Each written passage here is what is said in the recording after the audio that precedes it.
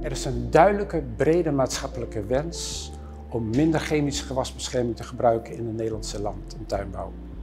En deze wens is onder andere verwoord in de toekomstvisie Gewasbescherming 2030, waarin staat dat er teeltsystemen moeten komen die weerbaarder zijn tegen ziekten, plagen en onkruiden, zodanig dat je daar minder chemische middelen in hoeft te spuiten. Het ministerie LNV financiert onderzoek om zulke systemen te ontwikkelen in verschillende gewassen, waaronder aardbeien.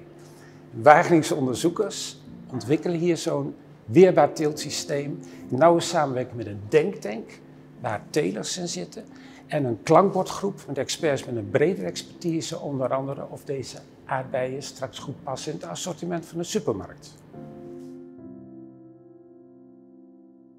In dit project hebben we een weerbaar teeltsysteem voor aardbei ontworpen. En deze is baseerd op verschillende belangrijke pijlers. En de meest innovatieve daarvan is aardbei uit zaad in plaats van aardbei uit stek.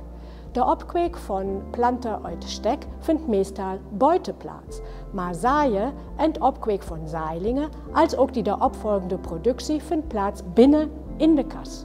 En daarmee kunnen we van begin af aan een schone start, dus zonder ziekte en plagen, realiseren.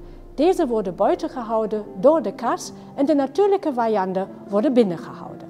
Met de kas is het ook mogelijk een optimaal klimaat als ook optimaal water- en nutriëntengif te realiseren voor een maximale plantengroei en productie. Door deze pijler is dan ook onze milieu-invloed berekend op ons systeem beduidend lager vergeleken met die van de praktijk van vandaag. We staan hier in een aardbeiproductiekas. Hier worden de aardbeien geteeld en geplukt. Helaas vliegen er af en toe plaaginsecten en ziekten binnen. Met dit project proberen we te voorkomen dat dat een probleem wordt. Met een denktank van experts hebben we gezocht naar oplossingen.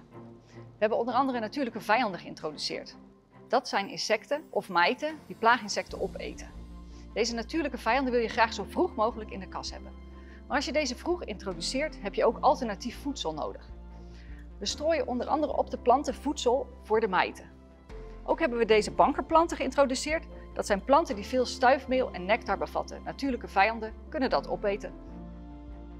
Natuurlijke vijanden werken niet voor schimmels. Daarom hebben we voor de schimmelmeeldauw een andere strategie bedacht. We hebben een UVC-machine die langs de planten rijdt.